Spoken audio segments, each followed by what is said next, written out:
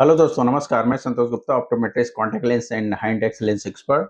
दोस्तों, अगर आपकी आँख से बहुत ज़्यादा पानी आता है और आपने बहुत सारे डॉक्टरों को दिखा लिया है, फिर भी वो ठीक नहीं हो रहा है, तो आज की इस वीडियो में मैं बात करूँगा कि आँख से पानी आने के क्या कारण होते हैं और उसको कैसे ठीक कर सकते हैं। तो आप लोग वीडियो को लास्ट तक ज़रूर देखिएगा। चलिए वीडियो को चालू करते हैं और जानते हैं कि आँख से पानी आने के क्या कारण हैं और उसको कैसे ठीक कर सकते हैं।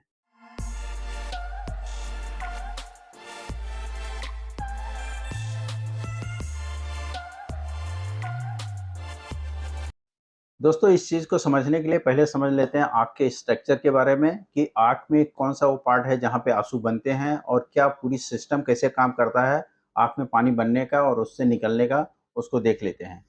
देखिए, आँख के सामने ये आँख का स्ट्रक्चर है, देख रहे हैं?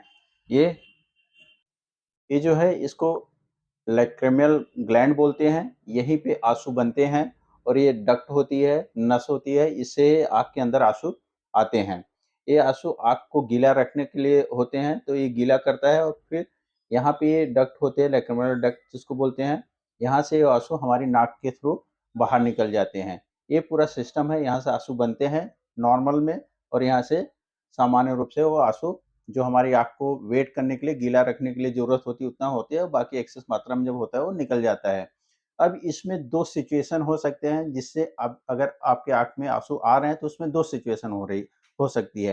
एक हो सकती है कि यहाँ पे अधिक मात्रा में आँसू बन रहे हैं, यहाँ पे अधिक मात्रा में पानी बन रहा है और ये जो है सामान्य रूप से काम कर रहा है, जो अधिक मात्रा में आँसू बन रहा है, वो आपकी आँख से पानी बाहर निकलता रहता है।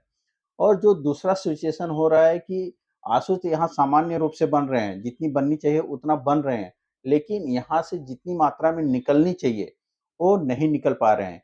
किसी तरीके से इसमें कुछ भी प्रॉब्लम आ गया है, यहाँ पे डक्ट में कोई भी ब्लॉकेज आ गया है और वो आँसू पूरी तरीके से नहीं निकल पा रहे हैं, उस सिचुएशन में भी आपको आँख से पानी आ सकते हैं। तो पहले सिचुएशन जो है कि अगर आँसू बन रहे हैं, वो एक्सेस मात्रा में कैसे बनते हैं, उसमें क्या-क्या प्रॉब्लम हो सकती है कि ये जो अधिक मात्रा में आपको आँसू बनते हैं, उसका जो पहला कारण होता है कि आपको कोई ऐसा सिचुएशन हो, इमोशनल सिचुएशन है, जिसमें आपको आँख में आँसू बनते हैं। जैसे कि आप कोई मूवी देखते हैं, वहाँ पे इमोशनल सीन आ जाता है, तो भी आपको आँसू बनते हैं या फिर आपके फैमिली में, परिवार में कोई इमोशनल ऐसी होती है, तो उसमें भी आपको आँख से आँसू आ सकते हैं। ये सामान्य रूप से ये सामान्यतः होता है, ठीक है? दूसरा सिचुएशन है कि अगर किसी चीज़ से आपको एलर्जी है, तो भी हमारी आँख जो है एक्सेस मात्रा में अधिक मात्रा में आँसू बनाते हैं, उसको ठीक करने के लिए, उसको साफ़ करने के लिए। एलर्जी हो सकती है, किसी को डस्ट से एलर्जी होती है, किसी के पालतू जानवर से एलर्जी होती है या फिर किसी-किसी को जो परागकण होते हैं, पोलन होते हैं, जो फूलों के परागकण होते हैं, उससे भी एलर्जी होती है, तो इससे भी एक्सेस मात्रा में आपके आँखों में आँसू बनते हैं और जो कि निकलते रहते हैं। लेकिन ये सिचुएशन जैसे ही ठीक होती है, सिचुएशन जैसे ही खत्म होती है, फिर से आपका नॉर्मल आँख में आँसू बनना चालू हो जाता है। दूसरा क्या कारण होता है, कोई इन्फेक्शन हो जाए आपके आँख के अंदर, जैसे कंजक्टिवाइटिस जिसको पिंक आई बोलते हैं, आँखें पूरी लाल हो जाती है, उस कंडीशन में भी आपके आँख में आँसू ज़्यादा बनने लगते हैं। दूसरी होती है अगर आपको ड्राई आई की प्रॉब्लम हो जाए, यानी बहुत सारे लोग आजकल जो लाइफ़स्टाइल है, बहुत सारे लोग कंप्यूटर या मोबाइल पे दिन भर काम करते रहते हैं, जिसकी वजह से हमारी आँखें ड्राई हो जाती है। अब हमारी आँखें जब ड्राई हो जाती हैं, सूखी हो जाती हैं, तो उसको गीली करने के लिए जो हमारी टीयर डक्ट है, वो अधिक मात्रा में आँसू का बनाती है, जिससे उससे भी हमको ज़्यादा आँसू निकलते रहते हैं। इसके अलावा और भी इन्फेक्शन हो सकते हैं, जैसे किसी को अगर आँख के अंदर फोड़ी हो गई है जिसको स्टाई बोलते हैं, तो भी आपके आँख के अंदर ज़्यादा आँसू बनेंगे। इसके अलावा एक और बीमारी होती है जिसको ब्लेफाइटिस बोलते हैं, ये भी एक तरह का फुंसी होता है आँख के अंदर। अगर इस केस में भी हैं, तो भी आपके आँख के अंदर और ज़्यादा मात्रा में आँसू बनेंगे और आँख से वो चीज़ें आँसू निकलते रहते हैं।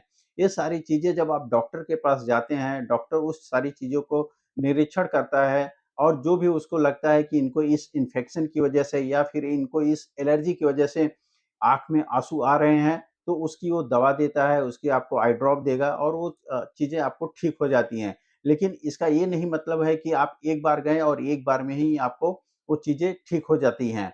आप एक बार के अलावा जब दोबारा जाते हैं तो डॉक्टर को लगता है कि नहीं, पिछली बार जिस चीज़ को मैं समझ के इनको दवा दिया था, वो चीज़ नहीं थी, और वो उसको इवैल्यूएट करता है, उसको और दूसरी चीज़ें के लिए वो देखता है, फिर से आपको दवा देता है और उसको ठीक हो जाता है आपका आँख से आँसू आना। इसके अलावा और क्या कारण हो सकते हैं? इसमें अगर किसी तरीके से इन्फेक्शन हो गया है आपकी आँख के अंदर, जैसे कि अगर किसी-किसी को धुआँ से बहुत ज़्यादा एलर्जी रहता है तो धुएँ से भी हो सकता है, या फिर कोई केमिकल का बहुत लोगों को एलर्जी होता है, तो केमिकल से भी आपको एलर्जी की वजह से आपके आँख के अंदर ज़्यादा आँसू आ सकते हैं। दोस्तों, एक और कारण होता है जिसकी वजह से आपके आँख में बहुत ज़्यादा आँसू बनने लगते हैं। वो कारण होता है कि आपको किसी तरीके से आपकी आँख के अंदर चोट लग जाए, या फिर कोई बाहरी पार्टिकल आपके आँख के अंदर चला जाए, जिसको फॉरेन पार्टिकल बोलते हैं। तो उस केस में भी आपका जो लैक्रिमल ग्लैंड है, वो ज़्यादा आँसू बनाना चालू कर देता है और आपके आँख से बार-बार आँसू यानी आने चालू हो जाते हैं, पानी आना चालू हो जाता है। ये तो सिचुएशन हो गई कि जिस केस में आपका जो लैक्रिमल ग्लैंड है वो ज़्यादा आँसू बना रहा है। अब दूसरा सिचुएशन ये आता है कि यहाँ पे तो सामान्य रूप से आँसू बन रहा है, जितनी बननी चाहिए उतना ही बन रहा है, लेकिन वो पास नहीं हो रहा है। पास नहीं हो रहा है, तो यहाँ पे एक पार्ट होता है जिसको पंक्टा बोलते हैं, जो एक तरह से यहाँ से होल होता है, उसको पंक्टा बोलते हैं। किसी तरीके से अगर वो जाम हो जाए, वो बंद हो जाए, तो भी अब वो आँसू जो एक्सेस मात्रा में थी वो नहीं पास हो पाएगा, तो आपके आँख से आँसू आ सकता है। उसी तरीके से ऊपर साइड में भी उसी तरीके का होल होता है। अगर वहाँ पे भी अगर पंक्टा किसी तरीके से ब्लॉक हो जाए, जिसको टियर डक्ट ब्लॉकेज बोलते हैं, अगर वो ब्लॉक हो जाए, तो भी आपका आँसू जो है वो जो भी पानी बन रहा है वो पास नहीं हो पाएगा। उस केस में भी आपको एक्सेस मात्रा में जो आँख से पानी है वो आती रहेगी। अब डॉक्टर के पास जब आप जाते हैं तो डॉक्टर उसको चेक करता है कि यहाँ पे जो होल है, पंक्टा है, वो क्लियर है। अगर वो सही है, तो दूसरा क्या कारण है? दूसरा है, सम टाइम देखा जाता है ये जो नली होती है, ये जो आपको दिख रहा है, ये जो नली होती है कभी-कभी ये ब्लॉक हो जाता है। जब ये ब्लॉक हो जाता है तो उसके लिए भी सेपरेटली डॉक्टर को इसकी जाँच करनी पड़ती है। हो सकता है सम टाइम आपको एक्स-रे डॉक्टर को करना पड़े, या फिर आपको कभी-कभी सीटी स्कैन भी इसको लिए करना पड़े, और वो फिर ये देखते हैं कि यहाँ पे कहाँ पे ब्लॉकेज है। जहाँ पे वो ब्लॉकेज रहेगी, उसको उनको ऑपरेट करके या फिर सिरिंजिंग करके उसको खोलना पड़ता है। सिरिंजिंग करने से पहले कभी-कभी डॉक्टर चेक करते हैं, यहाँ पे आपको एक कलर्ड पानी होता है उसको डालते हैं और चेक करते हैं कि क्या वो पानी पूरा जा रहा है बाहर तक, मतलब नाक में आपको महसूस हो रहा है कि नहीं महसूस हो रहा है, वो सारी चीज़ें चेक करते हैं, और उसको जो भी आपको प्रॉब्लम, अगर यहाँ पे प्रॉब्लम है तो उसको भी वो ठीक कर सकते हैं। अगर यहाँ पे ब्लॉकेज है तो उसको भी ऑपरेशन से ठीक किया जा सकता है। दोस्तों, इसके अलावा एक और सिचुएशन हो सकती है जिसकी वजह से आपके आँख से बहुत ज़्यादा पानी आ सकता है। वो होती है कि जब किसी की एज बहुत ज़्यादा हो जाती है, अगर उसकी उम्र 70-80 साल हो जाती है, तो बहुत टाइम देखा जाता है जो नीचे की आईलिड होती है, जो नीचे की पलक होती है, वो थोड़ी-सी बाहर की तरफ झुक जाती है, बाहर की तरफ लटक जाती है। अब जब वो पलक बाहर की तरफ लटक जाती है ऐसे बुजुर्ग लोगों की, तो ये जो पंक्टा है, जहाँ से वो आँसू पास होने वाला है, वो बाहर की तरफ लटक जाता है, तो वहाँ से पानी वो पास नहीं हो पाता है। इसके लिए भी डॉक्टर ऑपरेट करके इसको टाइटनिंग कर देते हैं। जो पलक नीचे की तरफ ऐसे झुकी हुई है, उसको टाइट कर देते हैं। वापस से जो छिद्र है, जहाँ से आँसू पास होने वाला था, पंक्टा वो अपनी जगह पे पहुँच जाता है, वापस से वो चीज़ ठीक हो जाती है।